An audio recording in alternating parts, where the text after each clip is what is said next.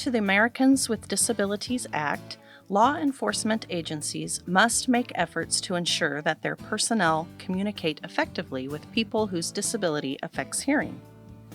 This applies to both sworn and civilian personnel. Let's talk about how to communicate effectively with this population of people. Once you are aware that the person you are interacting with is deaf or hard of hearing, it is important to operate under the assumption that they can't hear you nor understand your speech. When approaching a deaf person, it is important to approach them from the front. In this reenactment, the officer startles the deaf individual by approaching them from behind. Deaf people do not receive auditory cues that a person is approaching from behind, so to avoid startling a deaf individual, it is important to approach them from ahead or at least within their peripheral vision. This will help to ensure the deaf person is not startled and both parties remain safe. It will be important that the deaf person's vision not be hindered in any way, as they may solely rely on this sense for communication. You will notice the deaf individual was unable to understand the police officer because his vision was obstructed by the light. If the environment is dark, do not shine a light in their face.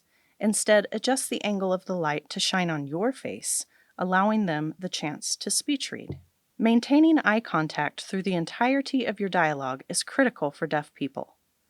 Unlike hearing people, who can continue to listen while one or all parties are looking away, deaf people rely on speech reading. When eye contact is broken, the deaf person will miss important facial cues and/or assume you are not paying attention to what they are saying. Speaking slowly and enunciating clearly in a natural way will help the deaf person be able to analyze what is being said. However, it is important to not over-exaggerate mouth movements or yell, as this will make your speech more difficult to discriminate. It is also important to remember that only 1/3 of spoken words can be read on the lips. If other methods of communication are ineffective, using basic gestures can help aid in understanding.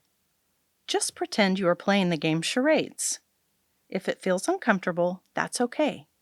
Try it anyway.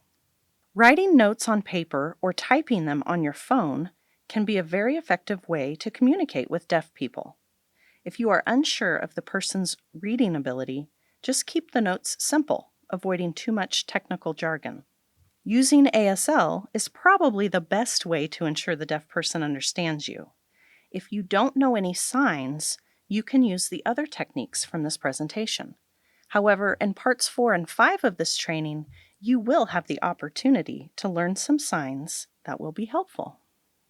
The U.S. Department of Justice Civil Rights Division states that, generally, interpreter services are not required for simple transactions, such as checking a license or giving directions to a location, or for urgent situations, such as responding to a violent crime in progress. Do not ask the deaf person's family members or friends to interpret, as they lack proper training and may be unable to fully understand everything that is being said. In this reenactment, the officer asks the deaf individual's friend to interpret a line of questioning. Because the friend has not had formal training in interpreting, the risk of attaining misinformation is high. If a deaf person is being questioned, however, a certified interpreter should be provided if their main mode of communication is sign language. It will be important that you become familiar with the policy your agency has adopted for this process. It may take a little longer to communicate with a deaf person in comparison to communicating with a hearing person, but remaining patient will help to ensure your message is clearly understood as well as theirs. A great resource is the publication Communicating with People Who Are Deaf or Hard of Hearing, ADA Guide for Law Enforcement Officers.